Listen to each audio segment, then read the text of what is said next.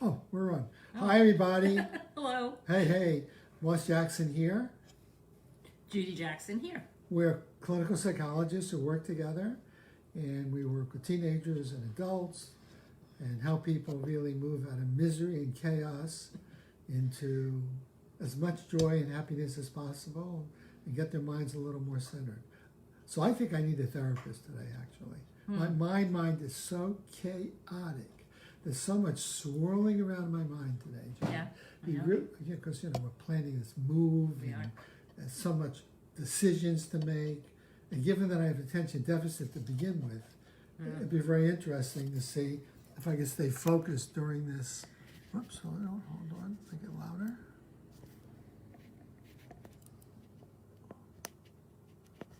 It's the wrong way. Yeah. There we go. That's good. Good. Hopefully it's loud enough for you to hear, okay?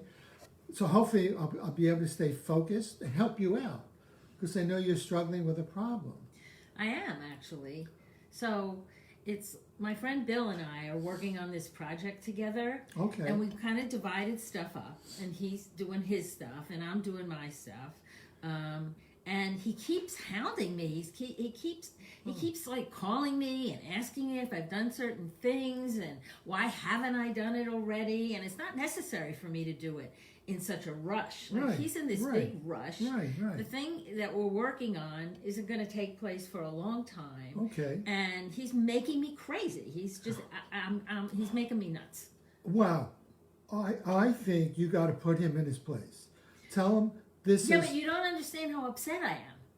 I know how upset you are. I'm trying to tell you what to do. I'm not asking you what to do. I'm just so upset right now. Of course you're upset. I just can't even think straight. Well, every day he's calling me. Every day he's sending me texts and emails and have I done this and why haven't I done that? And he's a pain in the ass. He's a pain in the ass. Anyway, Yes. Look, even though my mind is chaotic, I'm very, very clear about this. You're letting this guy dominate you, confuse you, and you have to put him in his place. Say, look, I'm busy. I'll get to it when I get to it. But you're not getting how upset I am about it. You're really not. Well, I know how you're upset, though, so I'm giving you advice. I'm not asking you for advice. But if you do what I tell you to do, you won't be upset. Maybe, but there are lots of things I could do, but you're not hearing me. It's like I'm just. Why is he doing this? Why is he badgering me like this? I don't get it. He's a bully. He's not a bully. He's my friend, but he like has this idea that I should have done everything yesterday. That's what a bully is. He thinks you should have done something, and he's beating you up, and I'm telling you to stand up to the bully and say, fuck off, buddy. I've told him already that I'll get to it, and it will be done in time. Yeah. But he's not listening to me, Moss. He's not listening to me. Well, maybe he's not a very good friend. You got to get rid of him. I don't want to get rid of him. I love him. He's a really good friend. Okay, let's stop here. All right, so I'm doing something really, really wrong here, okay? Because whatever I'm trying to do would just give Judy advice. See, this is a relationship tangle called giving advice when somebody wants something else. So I'm thinking I want to be helpful, and I'm a guy. I'm an advice giver. I like to do things. I'm giving advice, but why isn't my advice working? Because I'm too upset. Okay. Okay. And I'm not looking for advice. Mm-hmm. I'm looking for you to get it. I'm looking for you to understand. Okay. I'm actually looking for you, although I don't have that clear in my mind, to help me to calm down so I can think my way through and make some decisions about how I want to handle it. But right now I'm too upset. Okay. So when I said you're not getting it, it's like you're not reflecting back. You talked about reflecting.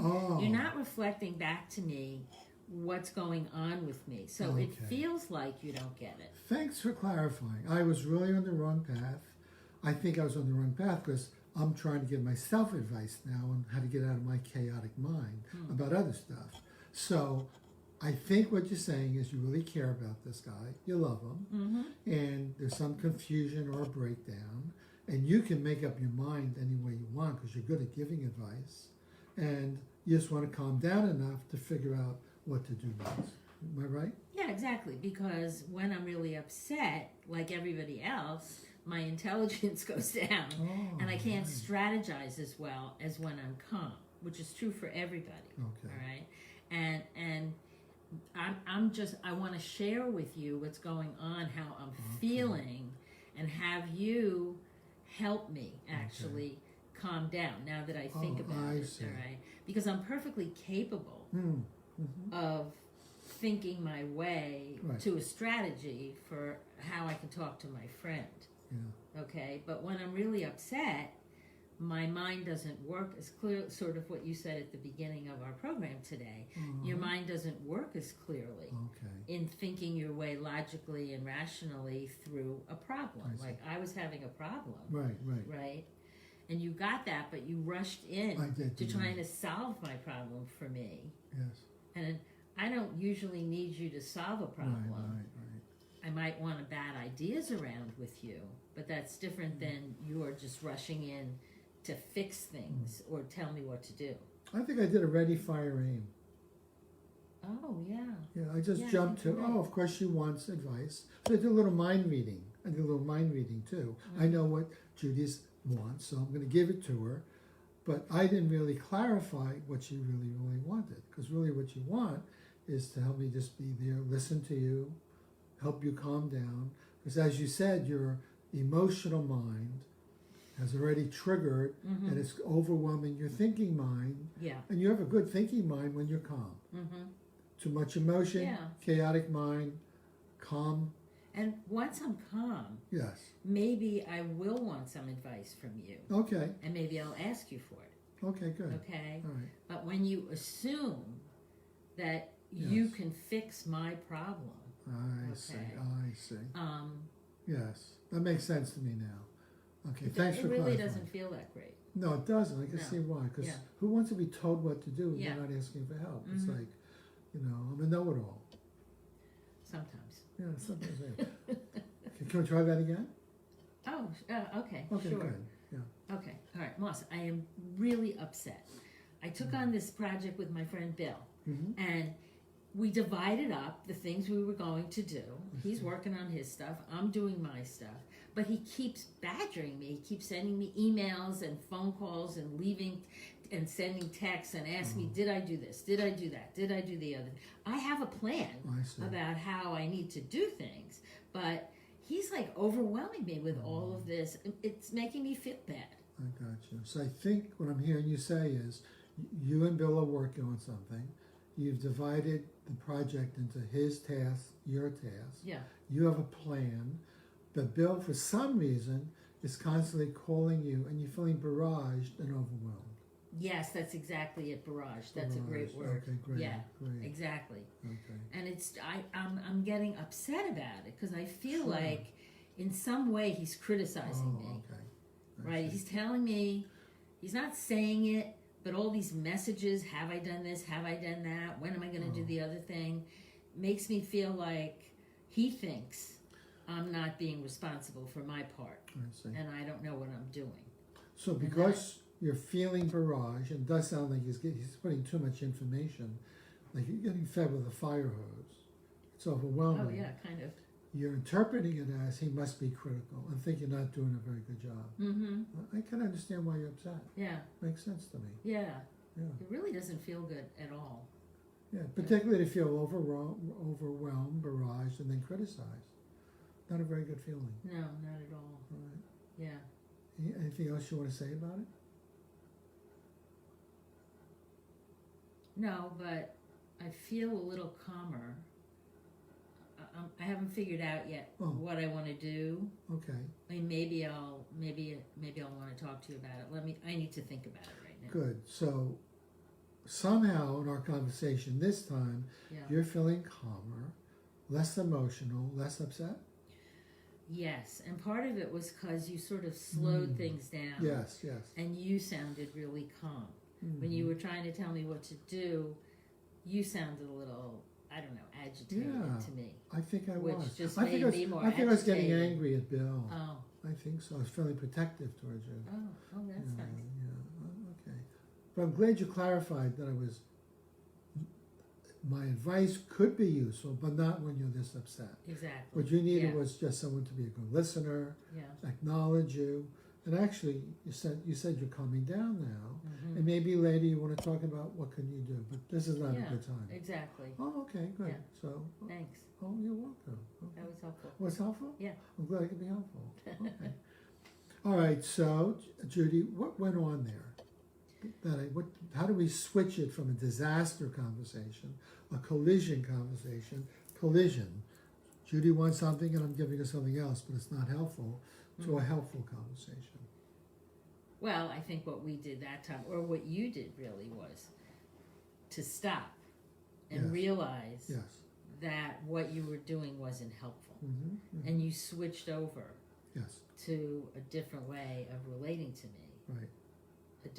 You started reflecting Yes. what I was saying rather than telling me what to do. And that made a big difference. Okay.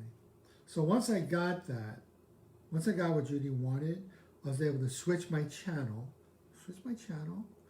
away from a telling and dictating, giving advice, to, what she wants is compassion, understanding. And once that happens, her thinking is your emotions will calm down, and then maybe you'd be ready to solve the problem. But right now, you can't solve the problem because you're too emotional. Yes, that's Okay, right. that's good. Yeah.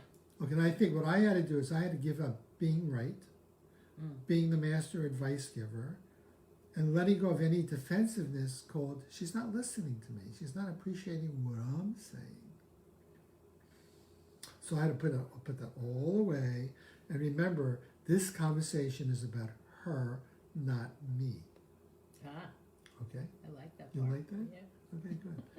All right, so that is the knot or tangle called advising. Advising is something men tend to do quite a bit, particularly when they think a woman is in distress. We rush in and save the day for some kind of hero thing. I'm not sure what it is, but I know I'm very guilty of giving advice because I like to solve problems. But I made a problem by giving advice with somebody who doesn't want my advice. All she wants is to be listened to and acknowledged and appreciated, because she's quite capable of thinking a problem out once she can calm down her emotional mind. Mm-hmm. Thank you. Okay, really good. All right, very good. All right, good. So I hope you enjoyed that. So all you advice givers, be careful. If you feel like giving advice, ask the person who's talking to you, how can I be helpful? Do you want advice? Do you want me just to listen? I think that's about the best you can do. Okay, so next Monday we're not going to be here. I'm not going to be doing that. I'm not sure if I told you that or not. No. Okay, so I got some things I got to do in the morning. Sorry for dropping that out. Oh. So we'll see you in 2 weeks. We hope you can join us. Hope you have a good couple weeks. Until then, stay out of knots. Bye-bye. Bye.